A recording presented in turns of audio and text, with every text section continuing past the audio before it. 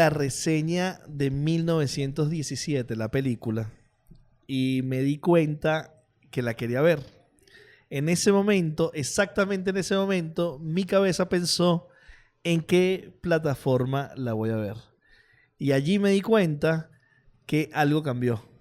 No pensé en ir al cine, sino pensé en qué plataforma de streaming estaría. Mi nombre es John da Silva, @JohnSnacks en Instagram. Yo soy Luis Carlos Díaz, @Luis Carlos en Twitter, y además voy quitándole el sofá a Juan Sofá, que lo tenemos de viaje, y esto es Dementes. Y vamos a hablar sobre el mundo del cine en tiempos del streaming. Oh, sí. Hay unos cambios, Luis, que son profundos. Recientemente sale el Oscar, pero vamos a dejar el Oscar para la conversación dentro de un rato. Y vamos a empezar a hablar sobre la idea de que las películas y la distribución ya no tienen orientación a cine. Yo recuerdo hace 2 o 3 años, cuando Almodóvar fue presidente de Cannes, no querían aceptar las películas que no hayan sido exhibidas en la pantalla grande. Ya hoy día, las películas en la pantalla grande empiezan a carecer de sentido, porque toda la posibilidad y la disponibilidad la tienes en las plataformas de streaming. Y esto implica un cambio profundo en los últimos 100 años de historia del entretenimiento.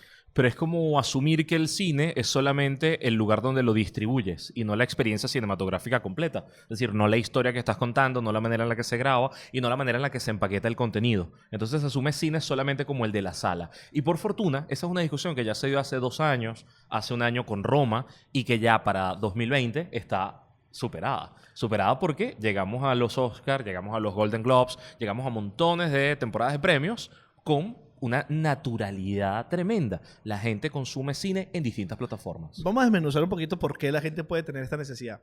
Ir al cine implica una logística.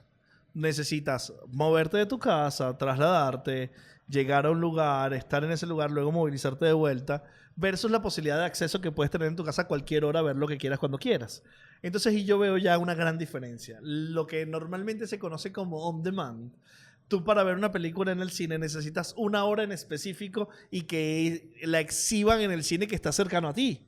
Versus la diferencia de que cualquiera de tus plataformas de streaming, llámese Netflix, llámese Disney Plus o cualquiera de ellas, te ponga la película que tú puedes acceder a la hora que quieras, cuando quieras y cuando puedas. Si efectivamente no tienes la experiencia, posiblemente va a depender también de tu posibilidad económica, de todo lo que es el sonido, la visual, pero es que el acceso ya cambia, ya demarca un antes y un después. Yo lo veo de esta manera, John, y es la disponibilidad. Si está uno dentro o no de las redes de distribución. Y te lo digo como alguien, por ejemplo, que viene de un pueblo que no tenía cine. ¿Y cómo hace uno para nivelarse con el consumo cultural del mundo si está fuera de esa distribución? Bueno, Internet aparece como plataforma que nos permite consumir contenidos de manera abundante, además a unos costos distintos, a veces gratis y a veces con estas tarifas planas, pero es que además la abundancia de contenido significa que no es solamente la oferta de 3 o 6 o 10 películas en cartelera, sino que es lo que quieras, lo que te dé la gana, lo que consigas. Entonces, para mí no es una competencia, sino más bien una suerte de cosa complementaria mientras evoluciona. O sea, los dos procesos se dan en paralelo. Yo acabo de ver, preparándome para este podcast, Luis, acabo de ver la cartelera de una de las cadenas de cines más importantes de Venezuela. En esa cartelera habían 6 o 7 películas que ninguna me interesa, pero de lejos. Toda la propuesta que había en el cine, no hay nada que me interese.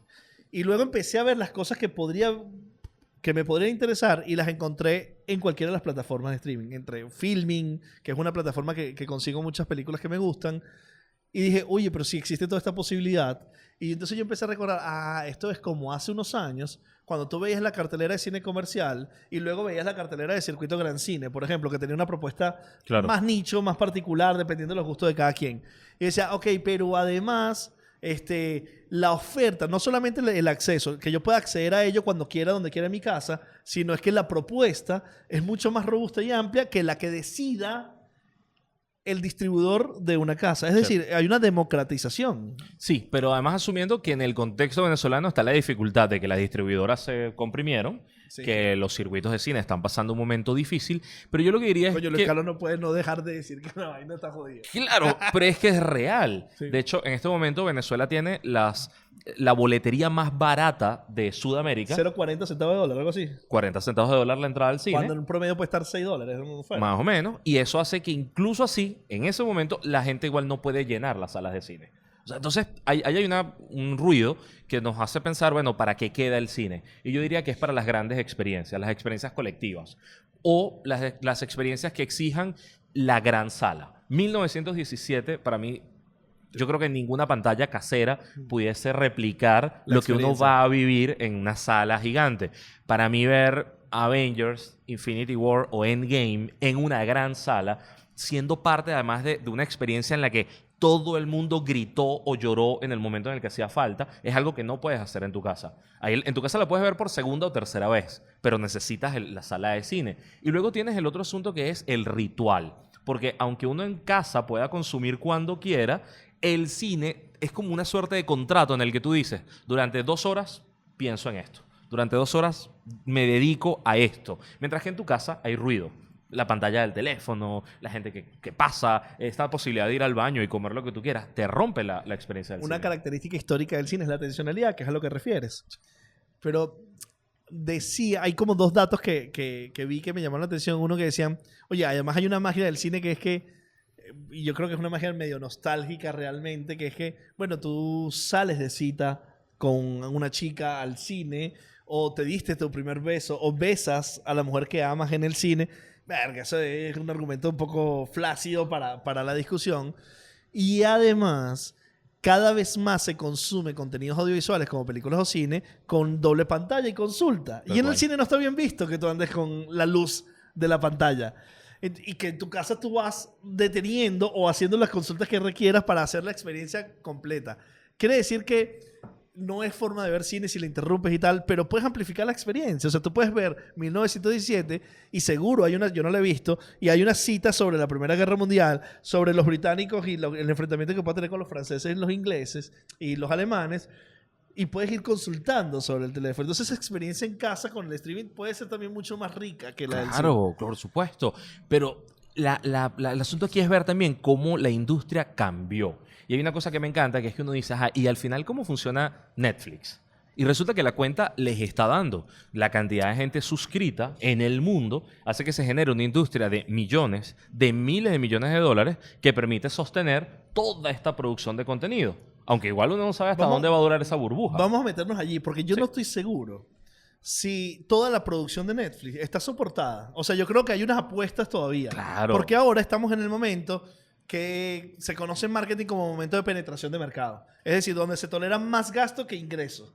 Y ahorita hay una situación en este contexto donde tenemos Disney Plus, Amazon Prime, Netflix, HBO, Filming, Filming, Crunchyroll, que es bueno, para anime. que no la conozco yo. Ajá. Que están buscando que tú decidas que tu cartera vas a pagarle mensualmente. Entonces, esta gente, ¿cuál es su único ventaja? Ninguno de ellos está compitiendo por plataforma. Por decir, mira, mi plataforma es más rápida por esto, mi plataforma tiene subtítulos. No. Todos ellos están compitiendo por contenidos. Es decir, cuando tú decides, o sea, te voy a contar mi caso personal. Cuando yo decidí tener Apple, lo decidí porque quería ver The Morning Show. Cuando quise tener Amazon Prime, lo vi porque quería ver la serie de Manchester City. Y luego no puedes ver Game of Thrones si no tienes HBO. Es decir, la decisión está a partir de los contenidos. Sí, es el mejor marketing, además. No es a partir de las plataformas. Entonces quiere decir que esa gente tiene que tener contenidos.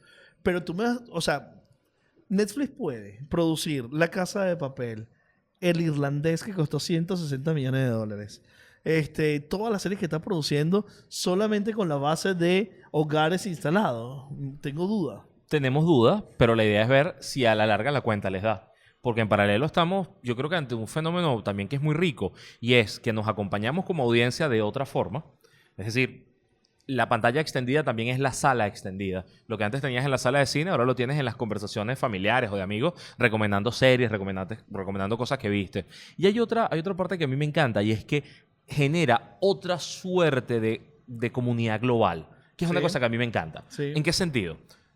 Antes, la industria basada en átomos, en que llegara el rollo, la cinta, tenía que llegar hasta el cine, tenía que llegar hasta tu pueblo, te daba unos tiempos que hacía que una película se estrenara en marzo en Estados Unidos y llegaba a ti en septiembre o en diciembre, o no llegaba. En este momento no. En este momento el fenómeno se está acercando, es casi sincrónico, y así como la televisión tiene estrenos mundiales, y entonces los europeos se friegan porque HBO estrena Juego de Tronos a las 9 de la noche y para ellos es la madrugada y se friega porque es un fenómeno global, está pasando con las películas. Sin duda. Los días de estreno son para todos. Son globales. Entonces Marriage Story, que es un fenómeno como historia, es un fenómeno para Estados Unidos y para quienes la hayan visto en América Latina o en Europa. Y eso también creo que para mí es evolutivo y es hermoso. Y creo que eso detona el gran poder de transformación que tiene ahora las producciones, que se vio como muy de o sea, donde yo lo veo como punto de antes y después fue con Game of Thrones, que es el cómo la conversación social detona audiencias. Claro. Porque Game of Thrones, la sensación y el ruido social era mayor de lo que realmente que la audiencia tenía. Es decir, Game of Thrones lo pudo haber visto 20 millones de personas versus otras series como Friends, que lo veían 80 millones de personas, o MASH, que lo vieron 120 millones de personas. Detonó porque hubo una conversación social. The Mandalorian, la serie spin-off de Star Wars, que lanzan en Apple, Disney Disney, perdón, se posiciona muy bien porque se utiliza el meme del Baby Yoda. Uh-huh. Y se construye una gran comunicación viral social sobre el Baby Yoda y empieza a haber un ruido y hay una pregunta secuencial que dice, ¿qué es esto? No, es el Baby Yoda. ¿De dónde? De Mandalorian. ¿Qué es eso? Una serie nueva de spin-off. La quiero ver. Es decir, cómo la conversación social y los hechos sociales construyen para que las series, películas tengan mayor poder de audiencias. Claro. Tanto que Disney Plus decide abrir su plataforma en Estados Unidos y dejar a Europa para después, pero es tal la conversación en redes que han tenido que cambiar fechas. Han tenido que ver cómo lo modifican, porque igual los torrents aumentaron. Los torrents es todo este protocolo de descarga y compartida de archivos para que cualquiera pueda ver películas, series y cosas que no están disponibles en su mercado. Luego hay una discusión ahí sobre economía gris o si es o no piratería. Pero si estás fuera de la red de distribución, o sea, si estás en un país donde no está habilitado Disney Plus, ¿cómo eres parte de esa comunidad de habla? A partir del meme, y el meme genera el torrent, y el torrent te hace entonces parte de la conversación. Y todo esto, Luis, ha traído una disminución profunda de la piratería. O sea, esa piratería Sí, claro, que existía en los países donde usted no puede estar viendo, donde millones de personas veían películas copiadas, empezó a disminuir. Sí. Porque ya el acceso se democratizó de nuevo. O sea, tú no tienes que pagar $15 una película, sino que pagas $10 por un portafolio de películas. $10 mensuales. Que es una maravilla, que esa es otra cosa que me encantaría ver cómo desde el mundo del marketing se estudia. Cómo alguien estructura un costo que es atractivo para la gente, rentable para ti, pero que además no le pesa tanto en el presupuesto. Porque para una familia media pagar un servicio de streaming es... Pero es que a mí me hace pensar que la familia media americana o europea no va a tener un servicio de streaming. O sea, en promedio van a tener 3 o 4. Sí. Porque en realidad, si tú piensas que el servicio de streaming, antes que sucedía, tú pagabas televisión por cable y podía costar $35 o $40. Realmente la televisión por cable, ¿para qué va a quedar? Cuando uno piensa esto, uno piensa que la televisión por cable va a quedar para los eventos en vivo como los Oscars, los Globos y los deportes. Entonces tú solamente quieres tener televisión por cable, pero ya el contenido seriado en televisión por cable como que no tiene sentido. Pero entonces, si tienes HBO, tienes Amazon, tienes Disney, tienes Netflix, vas a estar pagando $40 y pico. Claro. Pero yo creo que realmente no va a tener, el hogar promedio no va a tener una plataforma de streaming. O sea, van a ser un conjunto de ellos. Sí, la idea es ver cómo compiten entre ellas para estar en esos 2 o 3. Lo cual agresivo la propuesta de Disney, que con $5 tienes el acceso. Claro. Porque tú ves, HBO cuesta $15 y Disney solamente 5. Hay un tema, y es que también cambia el consumo, John, porque explícale la televisión a un niño. Es decir, explícale que hay un canal donde pasan lo que él quiere ver, pero no ahorita. Y no lo seleccionas. Sino en la tarde.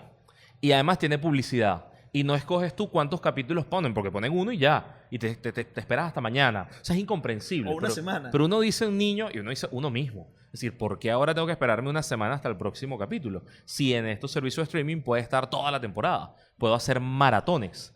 Y eso nos lleva a un punto. Y es que este año vimos cómo hubo series que se colgaban completas Y hubo series como Mandalorian que salía cada semana, de manera que se dosificaba la conversación y la explosión en redes. Ambos modelos son correctos. Sin duda, pero yo creo que lo que no, o sea, tener el control de ver lo que quieres cuando quieres es demasiado poderoso. Absolutamente. Yo, por ejemplo, prefiero las series que se emiten semanales, sobre todo la HBO, Chernobyl, por ejemplo. Preferí que terminara toda la serie y perderme la conversación social para podérmela consumir de un solo golpe sin tener que esperar. O sea, creo que el streaming nos está enseñando a ser más ansiosos todavía de lo que somos en general. Sí. Y se generan dos fenómenos. El FOMO, que es esta suerte de miedo a perderte la conversación, pero también tienes el POMO, que es el orgullo de habértela perdido. Es como, no, yo no caí en esas drogas y yo por fortuna no veo, yo soy parte de ese porcentaje que no ve la serie. Que no ve la serie. El POMO también es como una respuesta al a FOMO. eso. Sí. Ahora, vamos a pensar en un reto. El Irlandés. Fantástica película de Scorsese para Netflix, cuando Scorsese era uno de los que tenía sus opiniones sobre hacer películas para plataformas. Se hace una película, $160 millones, un guión brutal, 3 horas de película, un cast increíble, Al Pacino, Robert De Niro, Joe Pesci. Y la película no tiene cine. Y la película no tiene taquilla. ¿Cómo se mide el éxito? O sea, si yo digo, veía los datos de Marvel, la última, la de Infinity War. Ajá. $7.200 millones en ventas a nivel global. O sea, cuando 2.200 millones en Estados Unidos. Sí, sí. 400 millones la primera semana. O sea, la medida era la taquilla. Claro. Y tú tenías medidas de primera semana, primer fin de semana, primera semana, primer mes. O sea, vas midiendo el impacto de exposición, que inclusive es el criterio por el cual decides si una película sigue en taquilla o no. Y de pronto llega, ya la puse disponible. ¿Cómo mido el éxito de la película? ¿Cómo sé que la película funciona? Allá habría, creo yo, dos medidas importantes. Bueno, además de los premios, que es como la otra válida, pero tienes la cantidad de contenido generado alrededor, es decir, las conversaciones en redes, que pueden ser importantes, pero la otra es Big Data. Porque si algo te da el streaming, si algo te dan estas plataformas, como creador, como quien la gerencia, es la posibilidad de entender al consumidor. No solamente ellos están viendo qué seleccionamos, qué vemos, sino vemos cuánto tiempo lo vemos, cuánta atención le prestamos, ¿dónde lo detenemos? Cuándo lo cortamos. Todo eso está medido. Y eso creo que les permitirá en un futuro hacer mejores contenidos o Te más digo apropiados. que ya pasa, Luis. De hecho, ya Netflix hace un rato, hace un par de años, está potenciando guiones y estructurando series a partir del análisis de datos. Claro, claro. Netflix, como dice, que mide el éxito del irlandés por lo que ellos llaman usuarios únicos que vieron más del 70%. Es raro, porque yo no me imagino la idea de las personas saliendo del cine. Es decir, uno entiende que una persona que fue al cine vio la película 100%. Sí, a menos que sea... A menos que se hayan salido, sí. se hayan dormido. Sí. Pero, o sea, es una medida rara. Y Netflix dice que el irlandés lo vieron 26 millones de personas el primer fin de semana y 40 millones a cierre del 2019. Este dato es particular porque tú tienes que tener cuenta en Netflix para verlo. Y tú dices, bueno, pero entonces será un buen dato. Pero, por ejemplo, Bird Box, que la película de Sandra Bullock, tuvo 45 millones el primer fin de semana. Sí.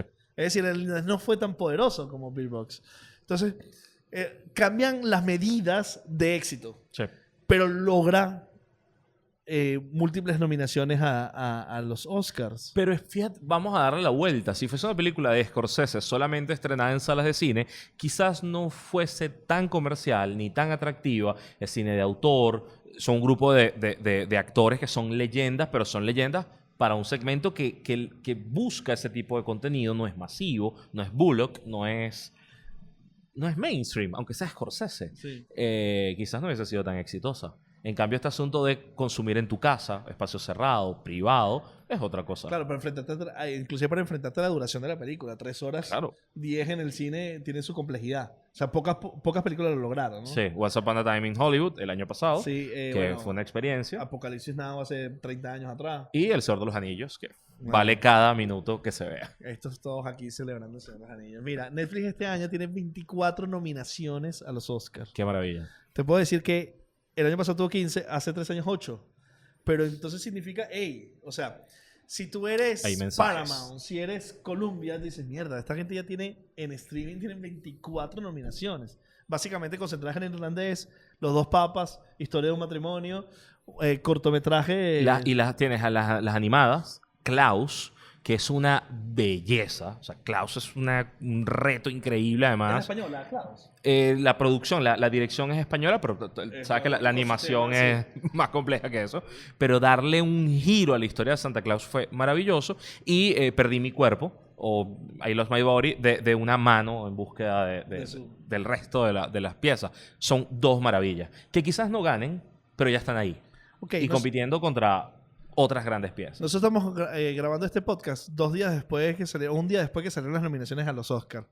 Y es muy raro que salga la nominación a los Oscars, porque ¿cuál era el comportamiento típico nuestro? Era 2 cosas. O, mierda, tengo un mes para ir al cine a ver todas las películas pendientes que tengo, o tengo que ir a comprar quemaditas para verlas. Claro. O torrents. O torrents. Eso Claro. era como... Y ahora tú dices, ok, estas son las nominaciones. Pum, ya tengo en Netflix 7, 8, 10 de esas películas que puedo ver ya. O que ya vi. O que ya vi. Y porque que ya está ya, en Netflix hace y que un ya mes. la tenías en tu lista de tentativas. No es que estás tirando a pegar. Es que ya decías, oye, qué buena actuación la de fulano. Es decir, se achata las desigualdades, las asimetrías de consumo cultural. Y eso es para mí el cambio. Eso es para mí la evolución de todo el sistema. Porque cuando dicen, esta mujer está nominada como mejor actriz, tú dices, ya yo lloré con ella. O sea, ya yo vi esa película. Y nos convierte en fans. En unos fans que aupan desde las gradas digitales Claro. eso que está pasando. Claro, y además te hacen parte de la conversación. Esa conversación hace que más gente se entere del tema y más gente vea la película. Y hace que el año que viene las distribuidoras tengan que pensar, ¿cómo lo hago? ¿Cómo lo hago? Porque al final el Oscar no es un premio de popularidad. No es que gana el actor más popular. Un poco sí. Un poco sí. Sí. Pero sí va a ser importante para el resto de las distribuidoras, para el resto del sistema tradicional, ver cómo se suman a esa onda. Así que me encantaría ver cómo esta discusión que el año pasado se dio con Roma y este año ya es natural, cómo va a ser el año que viene. Y el año que viene pensará uno de que tenemos un Amazon Prime queriendo ganar terreno. Pensará uno que Disney viene con toda la propuesta de Marvel detrás, que anunciaron para los próximos 4 años 26 películas, una locura que desde la dimensión que es. Que además uno entrega su alma. Uno dice, hagan conmigo lo que quieran, señores de Disney. Porque- Algunos. No, digo como consumidor, Disney ha estado a lo largo de nuestra vida. Ah, sin duda. Y además vienen y compran Fox y dicen, bueno, dame acá los Simpsons. Es como, ya, soy tuyo. No, bueno, y tienen Lucas Studios. O sea, y National Geographic. O sea, una locura. Y entonces, el año que viene sentimos que... O sea, mi sensación es que del streaming vamos a tener el 50% de los Oscars. Posiblemente. Y entonces quiere decir, por ejemplo, una película con Once Upon a Time in Hollywood. una película como Érase una vez en Hollywood, tiene a Tarantino filmando en película 35 milímetros. Imagínate que sea el contrato de Netflix para ir a un streaming. Es como muy raro, porque, a ver, película 35 milímetros, yo quiero el átomo, yo quiero la sensibilidad para la película en el cine. O sea, esa secuencia es lógica. Sí. Pero película 35 milímetros para digitalizar, para ir al streaming. Yo creo que vamos a 2 tendencias, John. Una, películas en streaming que te adviertan cómo deberías setear las cosas en tu casa, que es lo óptimo. Ya pasó con Roma, que te diga, mira, la iluminación tiene que ser tal, puedes calibrar tu equipo así y el sonido debería ser recomendado esto. Esa es una tendencia y tiene que crecer. Y si no lo hacen las plataformas, lo harán los críticos, lo hará la gente que en redes te ayuda a consumir más y mejor contenido, que luego vamos a ese punto. Pero la otra tendencia puede ser un cine a la carta. Porque las salas de cine también cambiaron. Ya no usan rollos de película. Ellas también descargan el contenido digital, Sí. los tienen en sus discos duros y los reproducen. Solo que hay un sistema, bueno... Óptimo de reproducción. No, y hay una estructura donde tú no puedes emitir una película sin que la distribuidora lo sepa, sin que te habiliten el permiso. Pero entonces ahora iremos a la carta. Unas salas un poco más pequeñas, donde todos queremos ver un clásico, donde todos queremos ver Dunkirk otra vez, pero no en la sala de la casa, sino que quiero ver Dunkirk otra vez en una sala gigantesca. Esa tendencia tiene que crecer. ¿Ves posible que Netflix invierta en una cadena de cines? O Amazon. Como Amazon invirtió en librerías físicas. Es O que sea, es porque natural que ocurra. A mí me llama la atención porque, por ejemplo, imagínate que tú vayas al San Ignacio y está en la sala de cine Netflix Y no es que tienen una película, sino tienen el portafolio Sí. o un portafolio seleccionado en función de lo que quieran promocionar en ese momento. Y a las 2 tienen una película, a las 4 tienen otra, a las 6 otra. Tiene sentido. Y tiene sentido si tienes comunidades. De hecho, es una de mis fantasías con la cátedra del pop. Poder decirle a un circuito de cine, vamos a hacer nosotros como cátedra un ciclo. Claro. Y ese ciclo... Con los intereses de un nicho. ¿Por qué? Porque tengo aquí estos miles de seguidores de los cuales pueden venir a la sala 100. Y con eso hay mercado, hay consumo y mueves a una comunidad que necesita la conversa ya no en redes, sino en una sala. O sea, esos modelos están ahí por ser explotados. Y lo que necesitamos son otros actores que se sumen y hagan el hackeo, el cambio. ¿Tú no crees? Yo lo sentido en Cannes, y ya como para ir cerrando. ¿Tú no crees que los premios, los festivales penalizan un poco a la hora de la elección la plataforma de distribución hoy día o en el pasado? Habría Es que... decir, tenemos 24 nominaciones de Netflix. Voy a recurrir aquí para ver alguna de ellas, que estoy hablando fuera del micrófono, para hablar alguna de ellas. El caso de Irishman es muy complicado sacarlo de la discusión, ¿no? Porque además, una de las cosas que más me llamó la atención es que actor secundario, actor de soporte, como lo llaman en inglés, mira los que tenemos: Tom Hanks, Anthony Hopkins, Al Pacino, Joe Pesci y Brad Pitt. Mierda, weón. ¿Quién No. gana acá? Sí, eso no puedes. Los pones a todos en una habitación, una botella y que el que salga gane. Ok, de acá, los dos papas de Irishman. Y, o sea, son películas o sea, 3 de los nominados están en streaming. Sí. En las películas que están en plataforma de streaming. O sea, no creo que haya un sesgo para seleccionar, para decir, bueno, que, no sé, 12 ganadores. Saquemos de aquí a los de streaming. Eso no va a pasar ya este No va a año. pasar. Porque hay respeto también. O sea, el Oiga, sistema de Scorsese. streaming ganó al incorporar estas grandes figuras que dijeron, me gusta este medio de distribución. Así que ya el mundo cambió. Es que si no logras cambiar los premios, terminas hackeando el consumo. Y ahí entonces entra otro punto. Y es que más abundancia de contenidos, más gente capaz de consumir lo que quiera, hace más relevante la crítica. Hace más relevante el acompañamiento, la curaduría. Porque ahora también tienes el fenómeno de gente que pasa media hora seleccionando lo que va a ver en los próximos 20 minutos. Porque se me acabó el tiempo, mejor agarro una serie de humor rapidito y mato esto. Y eso es donde tú dices, bueno, ¿qué fue lo que me recomendó John? Claro, necesitas la opinión. Claro. Más que antes. Mucho más. Entonces eso vuelve a hacerlo más social. O sea, vuelve a hacer que los contenidos sociales alrededor del mundo del cine, alrededor del mundo de las recomendaciones, por eso es tan valiosa la conversación, porque además se volvió conversación, Luis, independientemente de las plataformas sociales en las reuniones. Una parte de la conversación es, yo tengo 2 horas con Luis, nos vamos a comer, perfecto. Sé que en algún momento va a ser, ¿qué estás viendo en Netflix? Claro. Así como la gente antes hablaba de, no sé, los hijos o la inseguridad o lo que estaba viviendo, hoy es ¿qué estás viendo? Porque eso además te define. O sea, yo sé que sería amigo de alguien al que le guste Steven Universe. Porque si ve esa serie, tiene una sensibilidad que yo comparto y ese pana es mi amigo. Claro. Y eso es buenísimo. Este año tiene además el Oscar 2 características. Un Joker que además es la antítesis de los nominados. Sí. Porque normalmente las películas de los superhéroes, si podemos catalogar superhéroe esta película, eran nominadas solamente para las características técnicas. Ahora The Joker tiene 12 nominaciones en todo ámbito. Y fue un antes y un después. Sí. Es la antipelícula de héroes, pues la antipelícula de héroes de un antihéroe.